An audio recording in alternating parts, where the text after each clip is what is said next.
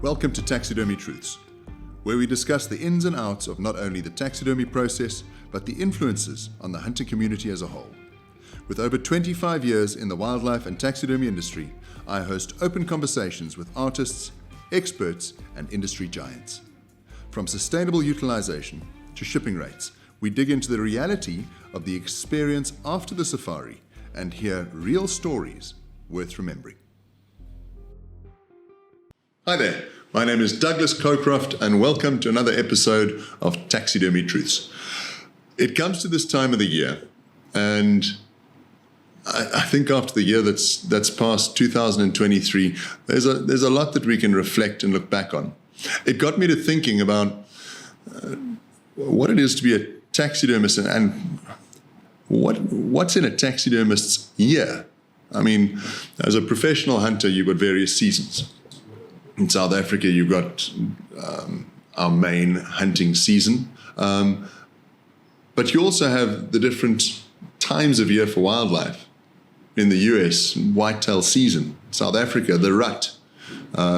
It's a famous time of the year when kudus and various spiral horn antelopes, just their necks swell, they get beautiful coats, and obviously makes for fantastic hunting. So these are different times of the year that make up the professional hunter's year. January is our traditional marketing and traveling time of the year. So I thought about it and I thought, well, why don't we kind of walk through the year and just break down the year into what it's all about for a taxidermist. And taxidermists throughout South Africa are all affected in much the same way. We have the same hurdles. We have the same drive to bring in work at certain times of the year. We have the same drives to get work out at certain times of the year. So if you think about it, let's start at the beginning of the year. January. January coming 2024, we'll see the taxidermists either traveling to the shows to market or preparing to distribute their marketing material. So essentially, a lot of guys use that period of January, February to distribute their promotional material, brochures, flyers, or travel to the States to go to Dallas Safari Club International, Houston Safari Club. That would be that initial period of January, February. Come the end of February, we've now seen that the early stages of our factory, of the studios opening up and getting the wheels moving on production. One of the problems that we have in taxidermy is that so many of the different aspects of what we do overlap. So the mannequins might overlap the tanning, and the tanning overlaps the mannequins, and then the mannequins overlap ordering of eyes, and there's different pieces that fit together at different times. Come December, when we close down for our annual holiday, which is unfortunately in this country a necessity because we have to give our staff that leave and it accumulates throughout the year. So that February period is also a time where we get the wheels moving forward and we start the tanning processes again. We start manufacturing mannequins again. We start creating the wood shields and working on all of the different components that we use for taxidermy in this country. You see, we don't have catalogs to order in stock from. In the US, the model is to order a mannequin from a commercial company, order a shield from a commercial company, order the eyes, order the glue. In South Africa, we make the shields. We join the timber by hand. We clean the timber, we sand it down, we shape it, we create shields from scratch. We sculpt our own mannequins and then mold them and have to produce our own mannequins. It gives us control, but it also means we have to carry more staff and plan further ahead. So the wheels start to move in February. The staff come back after their leave, and like all of us, there's a few creaks in the bones and they're not quite used to being back at work, but they're getting there. It's a time of the year where, because of the heat in South Africa, it's our warm period. So trophies dry quite quickly. In that itself, there's work to make sure they don't dry too fast. So a slow start is sometimes better. That's February. Come March, we start to see the first waves of hunters internationally coming into South Africa. It's still a warm time of the year, so the outfitters wouldn't necessarily be pushing to have a busy March and April period. But March and April are the times of the year where in certain provinces there's not much wind and the game starts to flourish. We might be getting some rainfall. It's a pretty time of the year in the country, so it's good hunting. And over the last few years, 8 years, we've seen more and more hunters coming to hunt in that March-April period. And so the year picks up. So for a taxidermist, this is a time of year to make certain that the outfitters have got tags in place, skinning sets to skin the animals properly, that they're ready to go and collect the trophies. Once you've finished with your hunt, the trophies do go through the salting period. But the idea is to get them collected as soon as possible. So that March-April period, it's a time to literally get the wheels moving. You get on the road, you get out to the lodges, you go and collect trophies, and you start to bring that work in. But back at the studio, March and April is a busy time. It's now the time that we're starting to push out most of the last work from the previous 2 seasons. There's always that overlap. So you're pushing out a lot of work at that time of the year, which means the staff, having had a slightly slow start in February, hey, the wheels are moving now. Now they're going, we're creating trophies, getting them to the shippers. The shippers are running around frantically between the airlines and the ocean freighters trying to get the best possible rates. And we're trying to get the trophies back to their final destination as quickly as possible. So you've got work starting to filter in, and you've got a big push of work going out in that March and April period. Then the hunting really kicks in. May and June. May, June is when your rut really comes into its own. For anyone who hasn't hunted in South Africa during the rut, put it in your diary. It's something you have to do. It's incredible. The animals are at their absolute peak. The coats are beautiful. It's a particularly pretty and kind of moderate time of the year. The weather's good, so you can get up early, you're not going to freeze, and you can get out there and enjoy some good hunting. The taxidermist is busy getting a lot of work out at that stage, and you're going to find that as a taxidermist, we start to circulate between the hunting outfitters to collect trophies. I know that we personally visit a lot of clients while they're in camp. So it's an exciting time for us. It's a time to catch up with clients that we may have met on our marketing trip in January, or clients that have been planning to come out and have been communicating with us about what they'd like to do with their taxidermy going forward. It's a good time of the year. It's probably the first major spike in intake in taxidermy in the year, that May-June period. It does lead into an equally busy period that runs through July, August. There may be a slight lull in July and August, but because there are so many hunting areas throughout South Africa, we never feel it. So we have the spike in May and June, and then it does tend to plateau. That plateau is because we move between all the different provinces, and where it might have a slight downturn in one province, another province might be picking up. One outfitter might have a big group booking, another outfitter might not. So it does level out. It's a busy, busy time getting out and once again bringing work in.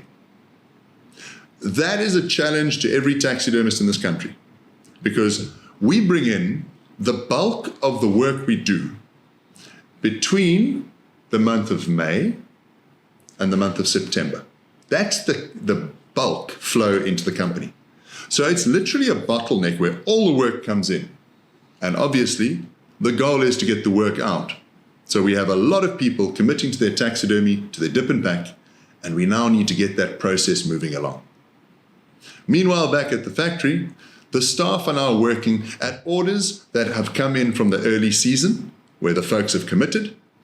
And we've also started to work on orders from the previous year, where guys have finally decided, right, you know what, I've waited a little bit, I've decided, I've built a new home, I've built a new trophy room, now I'd like to get going on the work. So that's what they do. They plan the next order. That then comes in that sort of June, July period.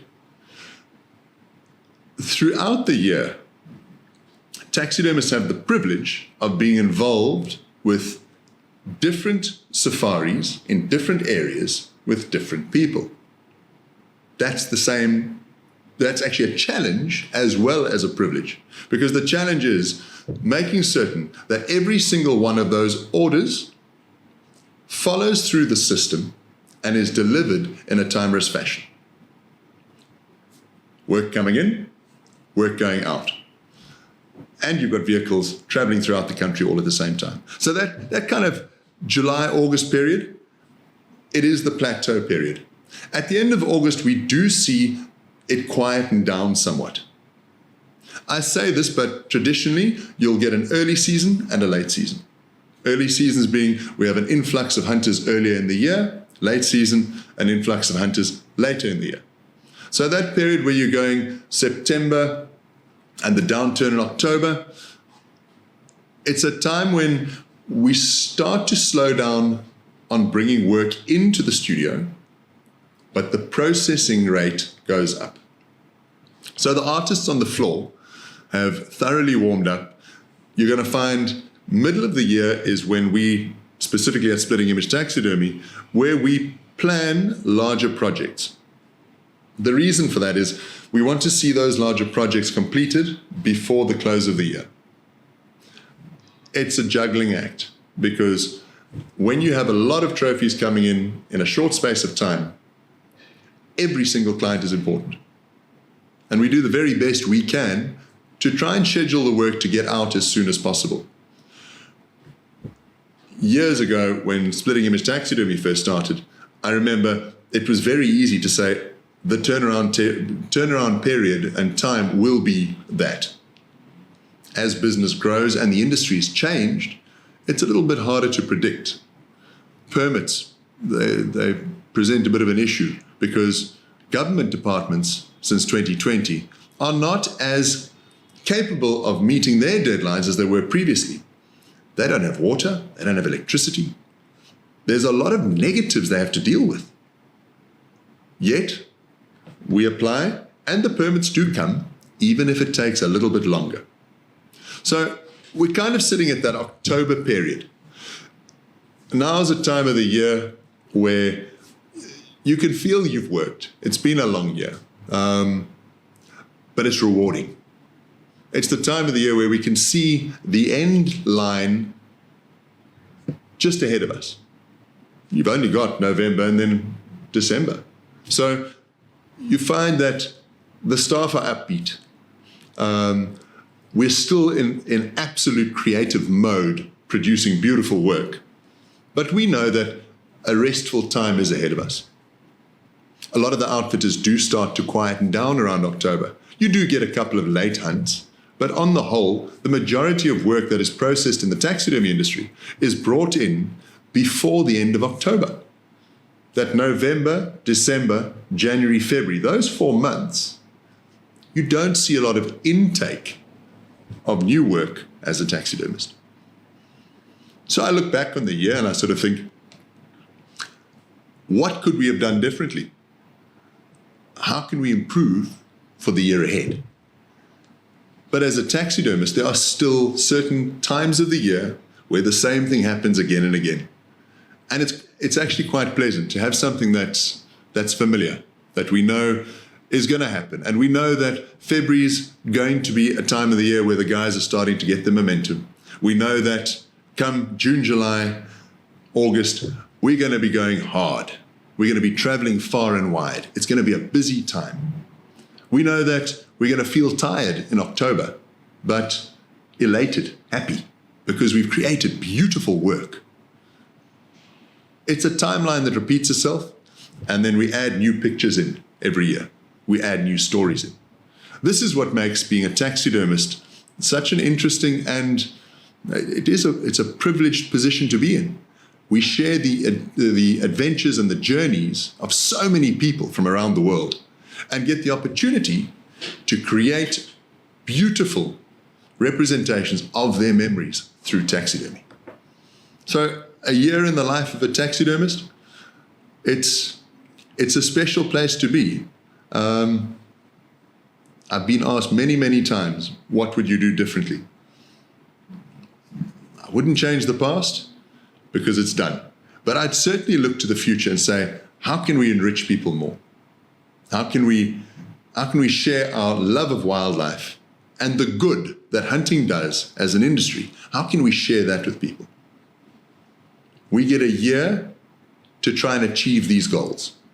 Come the end of the year, we celebrate it, we're grateful, and we know that the following year, we can step up and we can do it again. Thanks for watching. Thanks for listening. Taxidermy Truths is a young podcast, and I've had a lot of fun coming up with new topics since it started. We have a lot to learn in taxidermy, in business, in podcasting. But at the end of the day, it's about sharing the stories and sharing these moments that make what we do so incredibly special. Thank you for your support. As always, please feel free to follow us on Instagram, Facebook, check out the YouTube channel. If you've ever got any questions, you can always reach out to Splitting Image Taxidermy. Our details are on the website. Thank you for your support of Taxidermy Truths and for what we stand for and what we love so very, very much. We hope that the future is going to be an even better year than the year that's just passed.